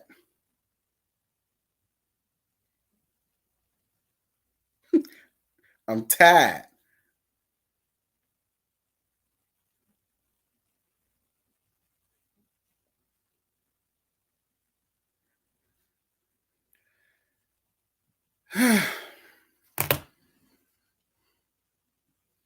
Oh, wait. It's quicker for me to get to y'all messages through actual YouTube than up here because it'd be slow. Did I hear about LaToya's colorist video? I don't watch Forever LaToya. I ain't know nothing about that. But since you brought it up, I'll look it up and see what she had to say. Because, I don't fool with her. All right. It's 235 of y'all. Give me up to 200 likes. Come on now. Quit being stingy. Don't be greedy. Give to the needy.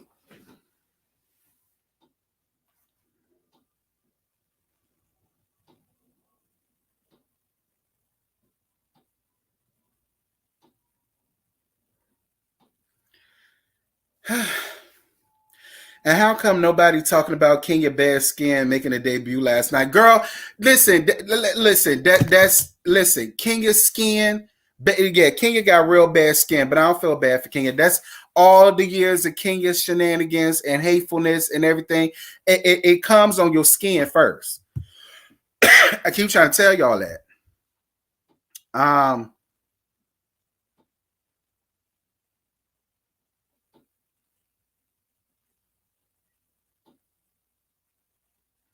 These comments are funny. The fact that some of y'all are blaming Kenya for this whole situation, the production definitely got y'all feeding into it. That had nothing to do with production. All right. Because if y'all look, when Candy came up the stairs to go get her, her whole things was, why are you up here and why did you bring the cameras? Production had nothing to do with that. And you saw Candy was like, girl, I didn't tell the cameras to come, bitch. They follow me up here. That's neither here nor there. What you got going on, sir?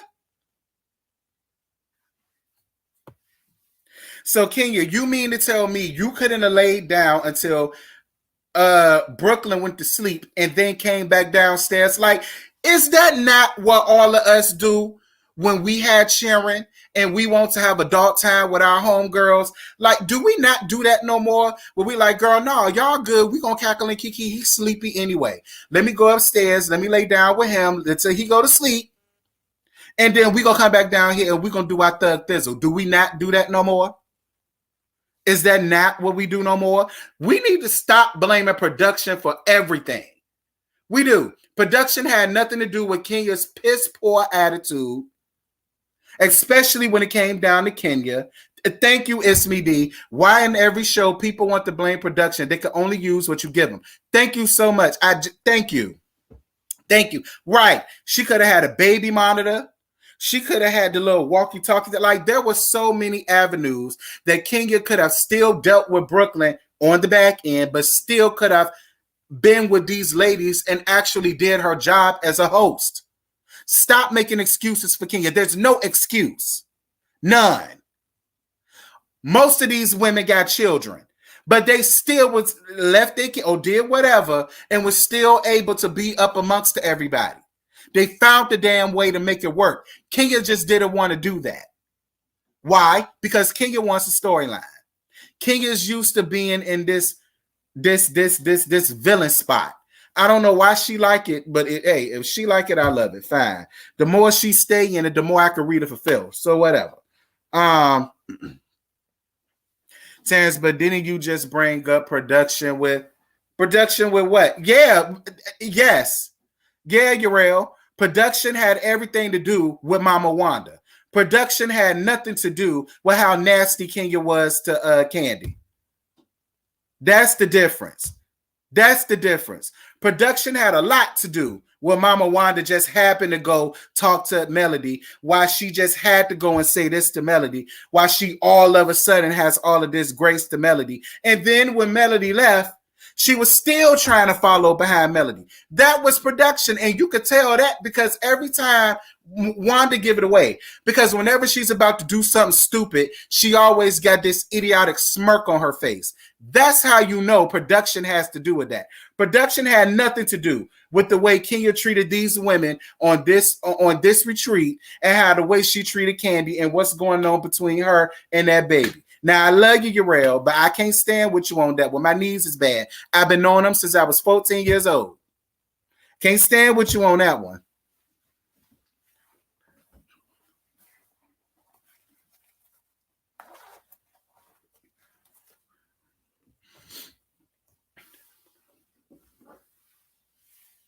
Brooklyn is grown. My God. What you say?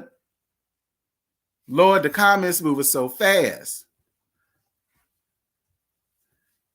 Now, I love you, Uriel. You know I love you down, and I'm with you when you're right. But nah, that ain't the same. That is not the same. No, that ain't no. Come on, Uriel. Don't even do that, Uriel. Come on now. Come on now, Uriel. Let's be for real here. When you look at Mama Wanda, and this Mama Wanda been doing this since season 1. Whenever production tells her to do something and she go and do it, she always comes with this idiotic grin on her face, like she did when she went running behind Melody when Melody was trying to leave. And then Letitia was like, "Girl, where you going? You not her mama. Like, what are you doing?" And she just kept going with it. That's production. What Kenya did had nothing to do with production.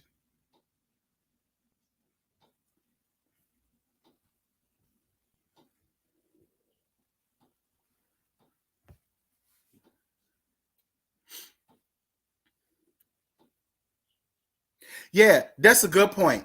Kenya acts like all of these women haven't been in the same position she's in with Mark. Most of them have. Most of them are divorcees, married folk. Listen, Cynthia been getting married since she came up on this thing season 1. Okay, that's how many husbands and weddings she done had. Like, Kenya, you have disposal of women that you could go get advice from, vent to, or whatever. You just choose that. You choose to treat them like shit. And now when you really need somebody, they don't want to be there for you like that. And I can't say that I blame them.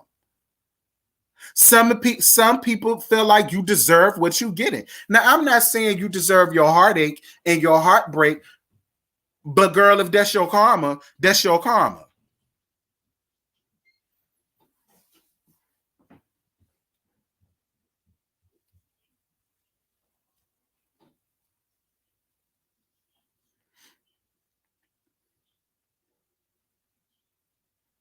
Right. Okay, Cynthia been getting married since she got up here. Like, there's all of them women, one time or another, went through heartache, heartbreak, a divorce, with kids and stuff like that. That you could have gotten about, but see, you treated them so nasty, and you treated them like they were just nothing for so long, to where some of them just don't have the grace for you. They don't. They don't. And maybe it's mean, maybe it's messed up, and maybe people shouldn't be like that. But I'm sorry, when you treat people like that for so long, they just stop,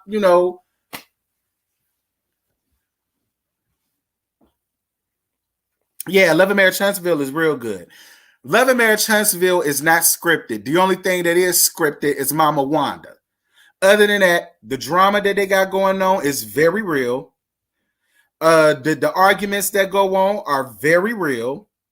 And the storylines, other than Mama Wanda, are very real. So, yeah, Love and Marriage Huntsville is the best show that's out right now.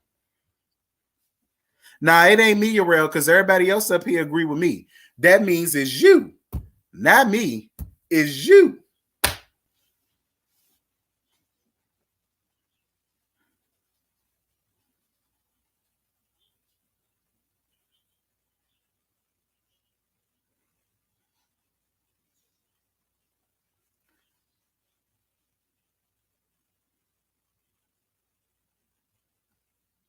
Kenya just thinks for some reason her pain hurts more than others. She can miss me with the BS. She made her bad, so she got to lay in it. I'm with you, Alexandria, girly. Period. Period.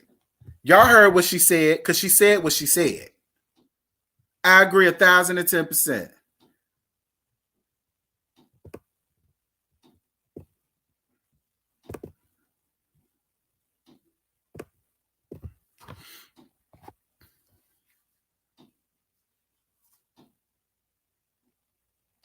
Cause CC Freak, that's why I said this what's going on between. Listen, look, listen. I'm not really digging into Marlo like that because listen, MasterCard always come with an ulterior motive. So I'm with you, but if they got rid of Kenya after this season, would there be the drama come from for next season? I want to know which one of the girls is going to play the antagonist character. Probably LaToya. I mean, my friends have been able to actually, Lord, the comments.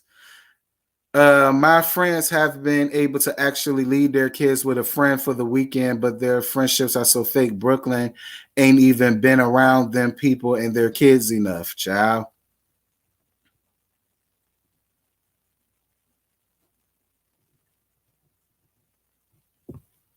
I know that's what you was doing. That's why I ain't feeding into it. Y'all see how Urel do this? See, Urel want me to stroke out in here, and it ain't gonna happen. T, do you feel like Candy and Cynthia find it challenging to be Kenya's friend? To me, it seems like they feel more sorry for her than they seem friends with her. She's a lot to handle. You may be on to something, Ebony. You might be on to something. Personally, I believe that Candy is really starting to see Kenya for her real works. That's what I honestly believe. And I honestly think Cynthia been knew Kenya for her work. I mean, listen, I'm not going to sit up and say that Candy and Cynthia are not her real friends. I know they're her real friends. They got to be. They got to be. Because Lord knows, I would have been washed my hands of Kenya seasons ago. And the fact that they're still cool with her outside of the cameras, which leads me to my next point, y'all. I honestly don't believe that Kenya Moore is how she is in real life. I don't believe it. Kenya is playing a character, but see what I think what's happening with Kenya is personally, I think Kenya is starting to unravel, and I think it's because she might not want to be the villain role no more. But I feel like at this point, Kenya has done so much damage to all of these women that I think even if she did try to come on another season with a new slate and say, I'm not going to be a villain no more, they're not going to they're not going to believe it. And they're not going to trust her no more than they could throw her. That's how I honestly feel.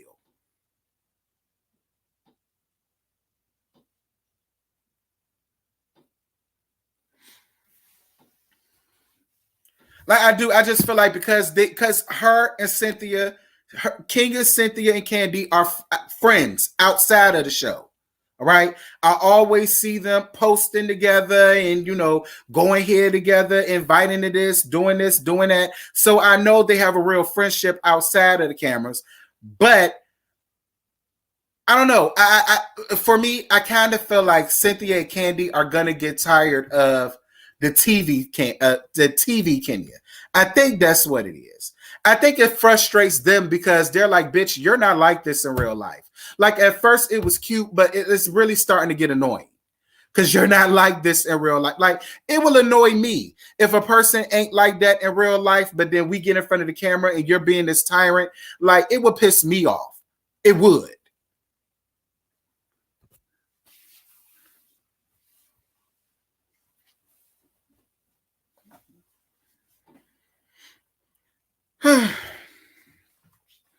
I don't know, Miss Bozak, but you better get it together.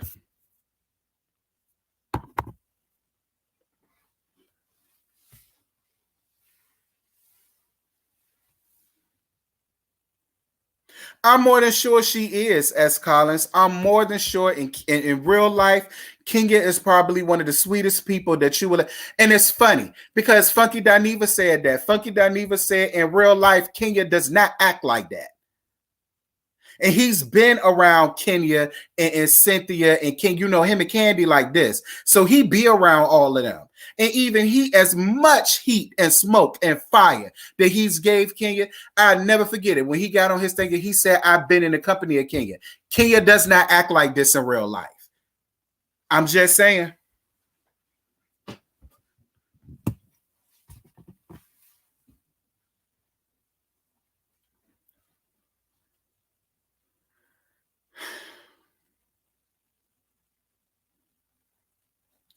Ebony, we already know that's the stripper gate. Bolo, we already know that he has sex with Portia and Tanya, and Tanya threatened to sue the show if they show that. And Portia ain't say much about it. I mean, not that she needs to. She's single. I would love for Portia to just admit, hell yeah, I got that dick. You better believe I got that dick.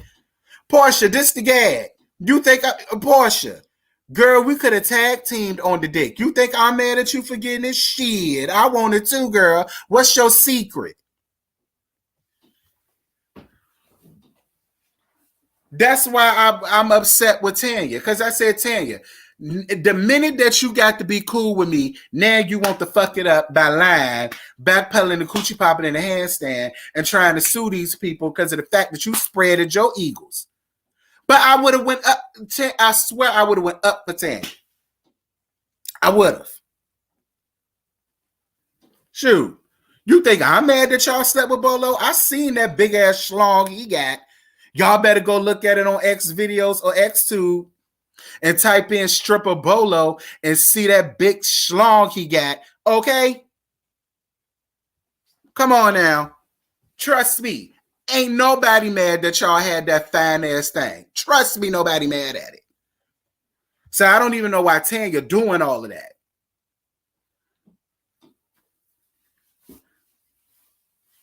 Shoot.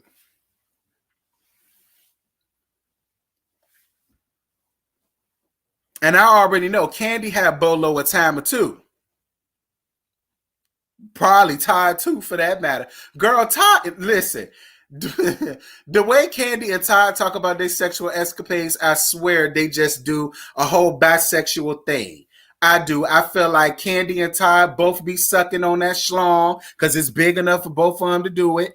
I believe that when Todd got it up in there and he eating her coochie, he licking the balls too. Like I just see it.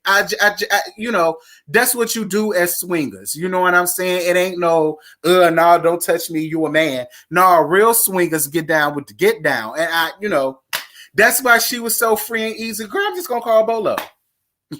Y'all saw she said it. I called Bolo like she got Bolo on speed dial, girl. That's how I know he be around there to the dungeon servicing her and Miss Todd. Yeah, I said it.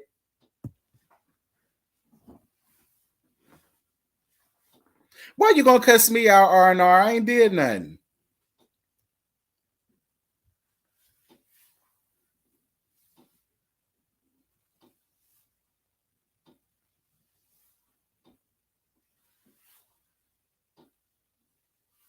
Child. I'm telling you, like, girl, Candy got Bolo on speed dial on the bat signal, girl. Where you at? We need you. What's T? Y'all, I'm so weak. I'm so weak right now. Thank y'all for the cash app, boo. Mwah. Thank you for the cash app. This live is hilarious. Thank you, baby, for the cash app. You get 50 million kisses for that one, honey. Thank you. Ciao.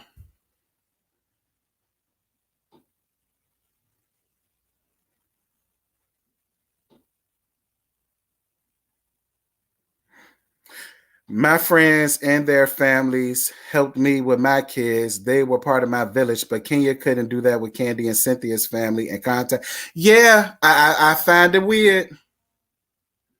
Timeout corner for me. What did I do? How am I getting timeout on my shit? Yeah, Todd do look like the type that he looking at Bolo, long dicking it while he beat off and then he like, all right, girl, I'm next. All right, you got him there. Now let me finish him off. Okay, that's what Todd give me. Child. Todd give me, he get on all fours, and then Bolo behind him, banging him out, and then Candy be at the bottom. Candy be at the bottom, sucking off Todd and licking both of their balls. Like, I know that's what they do down in that dungeon, and can't nobody tell me otherwise. Any two times Candy thought it was a good idea to have a stripper sucking his own meat down to her baby shower. Y'all can't tell me nothing different.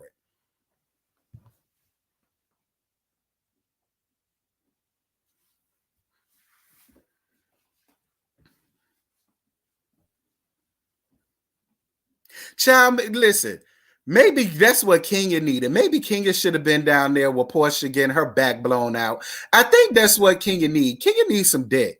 And Lord knows, Bolo got plenty to give her. See, you run around there trying to call them out, girl. You should have been down there with them, getting your back bust wide open like a blooming onion. Maybe you wouldn't be so mean, catty, and petty, and nasty like you doing it now. Why is his name Bolo? Girl, go look at that schlong. I told you where to go.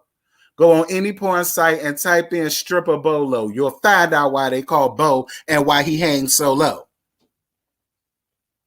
I think his name is really Bo, and low is because he got hang lows. That's what that Bo low. There you go, Bolo. Girl, quiet as it's kept. It's probably a sissy that gave him that damn name because I know how them strippers do. I dated one. But that's a whole other story for a whole other day. This ain't about my business. Yeah, that's all Kia need. Kia needs some. That's all. Kia need to get her back dusted off one good time from a real man, not an undercover sugarfoot. She needs to get her back dusted from a real man. And I guarantee you, you'll never see another problem out of Kenya. I promise you'll never see another problem out of Kenya.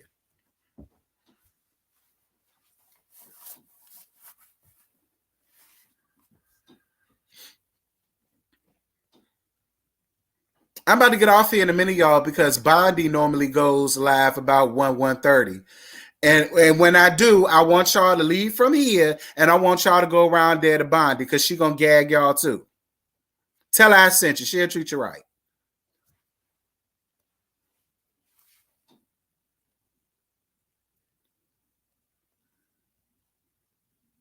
I mean, Jason, I'm just saying. I just had to get up and close my office door. I'm so weak.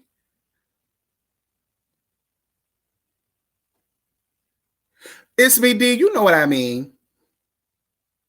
She need to have a straight man with a package like you got. Oh, that'll definitely straighten King out. Lord knows it'll straighten me out. So if it can happen for me, it can happen for her.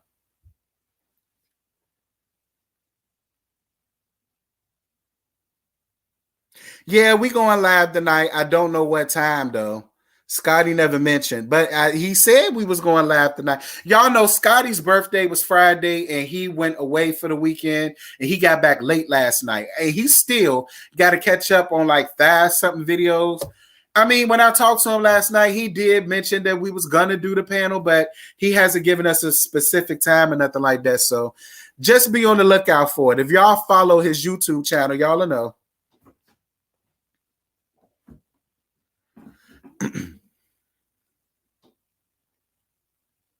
I mean, it's me, D. I'm just saying. I mean, I don't mean to put your business out there. D, be happy that you could say you got a schlong, okay? Most men would love to be able to say they got a schlong and not have to lie on their dick. You know, you the lucky one that ain't got to lie about what you got. Be proud of that.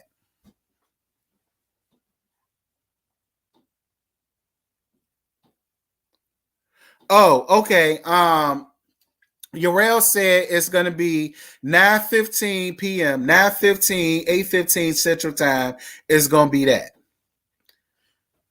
I never seen it. You forgot. We close friends on Instagram. I be seeing you all up in your undies, Sunday. Yes, God. Talk about I ain't never seen it. I ain't never seen it. Oh, but I saw it. Y'all know I'm good for bird watching. That's my thing. Don't wear no gray sweatpants or ball and shorts around me and have on boxers, because I'm gonna be just like this here. I know that's right. Yes, God. Glory be. Glory be. Glory be. What if men can go out here and oogle over a woman's ass and over their titties? Why can't we do the same thing with they did? That's how I feel.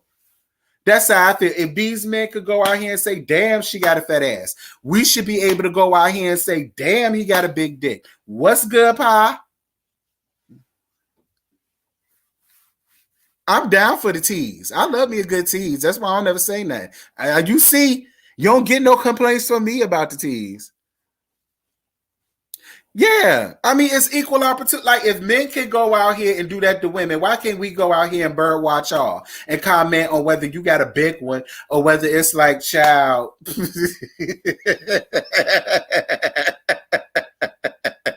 I'm gonna let it alone. I'm gonna let it alone.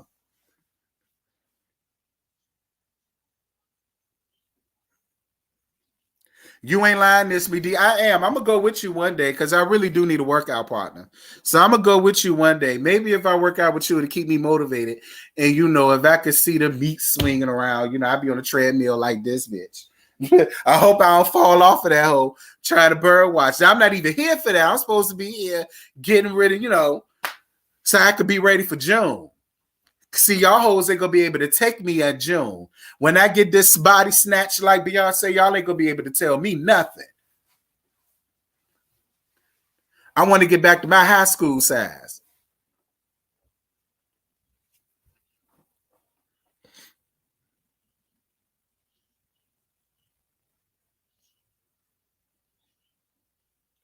But I don't understand why. Like, look, now.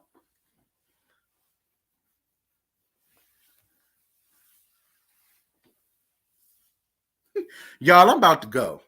Because I don't see Urel up in here no more. So he probably done jumped ship, because y'all know whenever we talk about our sexual escapades up here, honey, he get in his bag. But see, he wouldn't feel like that if he just go out and get him some. Anyway, you'll get him back, D. Trust me, you're going to get him back. Anyway, y'all, I'm about to get up off of here. I've been up here for an hour and 53 minutes. What's It's Me D name on IG? It's Me D. You can see his cute little self. Definitely make sure to follow It's Me D on YouTube as well, y'all. Please help him get his subscribers up. He should have way more subscribers than what he got. By now, he should be up in the thousands of being monetized, because he gives great content and he reviews shows that I don't, like The Masked Singer and RuPaul's Drag Race. Girl, I don't watch all that, but he do, and he gives great reviews. So if y'all want to see RuPaul reviews or the Masked Singer reviews or stuff like that, hit up It's Me D. Tell him I sent you. He'll treat you right. Like I said, I wouldn't send y'all to nobody that I wouldn't watch. So if I'm shouting them out, I'm doing it for a reason. Take heed. Oh, Wait, he changed it. That's his Instagram, I believe. Wait, here we go. This is thing. Is this your Instagram or is this your YouTube?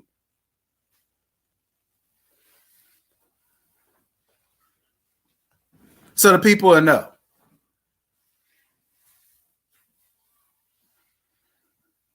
IG. His Instagram is D Entertains. His YouTube is It's Me D. So head on over there. Tell him I sent you. He'll treat you right.